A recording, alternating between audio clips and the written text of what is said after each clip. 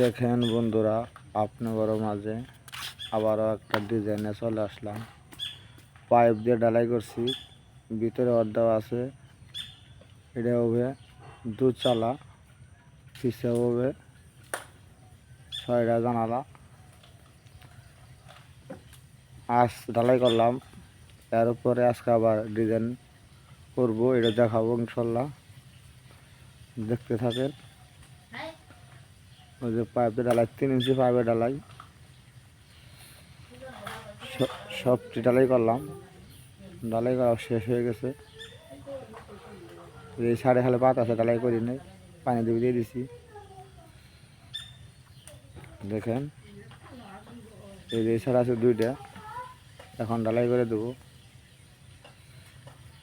জানালার design 5 piece জানালা। দেখেন,